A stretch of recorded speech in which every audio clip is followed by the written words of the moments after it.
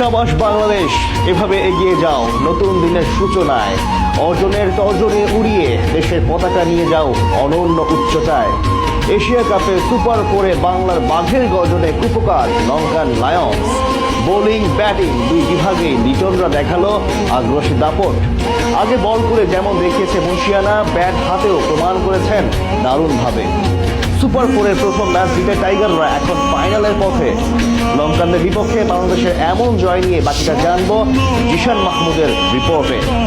এমন বাংলাদেশকেই তো চায় সবাই, এটাই তো টাইগারদের আসল চিত্র। আগের হুঙ্কারে এবার কুপকার শ্রীলঙ্কার সিংহ। যেই লঙ্কানদের ম্যাচ জয়ের উপর ভর করে সুপার ফোরে ওঠে বাংলাদেশ, আজ তাদের বিপক্ষে মাঠে নামে টিম টাইগার্স। গুরুত্বপূর্ণ লড়াইয়ে এদিন টসে জিতে বল করার সিদ্ধান্ত নেন টাইগার কাপ্তান লিটন কুমার দাস। বিপরীতে ব্যাট করতে নেমে শুরুটা দারুণ করেন লঙ্কান দি ওপেনার পাথুম নিশাঙ্কা এবং কুশাল মেন্ডিস। তাদের আগ্রাসী ব্যাটিংয়ে কিছুটা চাপে পড়ে যায় বাংলাদেশ। প্রথম 4 ওভারেই লঙ্কানদের স্কোরবোর্ডে জমা পড়ে বিনা উইকেটে 34 রান। পঞ্চম ওভারে ছক্কা হজম করে নিজের স্পেল শুরু করেন তাসকিন আহমেদ, কিন্তু এরপর দুর্দান্তভাবে কামব্যাক করেন ইংলিশার। ওই ওভারের শেষ বলে পাথুম নিশাঙ্কাকে ক্যাচে পরিণত করে আউট করেন ঢাকা এক্সপ্রেস, যার কাছ থেকে আসে 15 বলে 22 রান। পাওয়ার প্লেতে লঙ্কানরা তোলে 53 রান। এক প্রান্ত আগলে রেখে ধীরে ধীরে আগ্রাসী হয়ে উঠছিলেন কুশাল মেন্ডিস, কিন্তু তাকে বেশি দূর আগাতে দেননি একাদশে ফিরা শেখ মাহাদি হাসান। অষ্টম ওভারে তার করা মিডল স্টাম্পের বল হাঁটু গেড়ে সুইপ শট খেলতে গিয়ে ডিপ ব্যাকওয়ার্ড স্কোয়ার লেগে ক্যাচ দিয়ে 25 বলে 34 রান করে 7 গোলে ফিরেন মেন্ডিস। এরপর টাইগার বোলারদের নিয়ন্ত্রিত বোলিংয়ে চাপে পড়ে শ্রীলঙ্কা। দশম ওভারে ধীরে সুস্থে খেলতে থাকা কামিল মিশারাকে আউট করে নিজের দ্বিতীয় উইকেট তুলে নেন মাহাদি।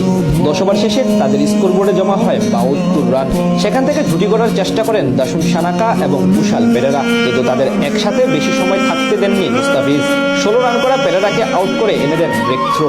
তবে সানাকার সাথে অধিনায়ক চারিতা সালাঙ্কা যুক্ত হয়ে গতি বাড়ান লঙ্কানদের রানের চাকার। বিপরীতে তালগোল পাকিয়ে দেয় টাইগার বোলাররা। 15তম ওভারে নাসুমদের 17 রান। পরের ওভারে শরীফুলদের আরও 14 রান। এক মুস্তাফিজ ছাড়া আর সবাই ছিলেন শুরুতে।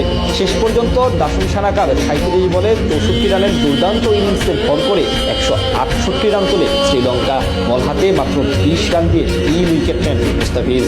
জবাব দিতে নেমে আজও নুয়ান তুষারাবাদ হয় আটকে যান তামজিদ তামিম।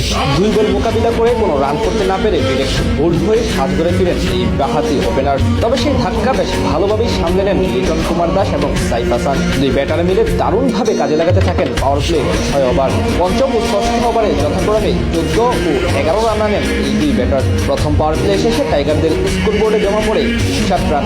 এরপর অবশ্য বেশিক্ষণ টিকতে পারেননি অধিনায়ক লিটন দাস। পরের ওভারে ওয়ানিন্দু হাসারাঙ্গার বলে সুইপ শট খেলতে গিয়ে নিশাঙ্কার হাতে ক্যাচ দিয়ে ফিরে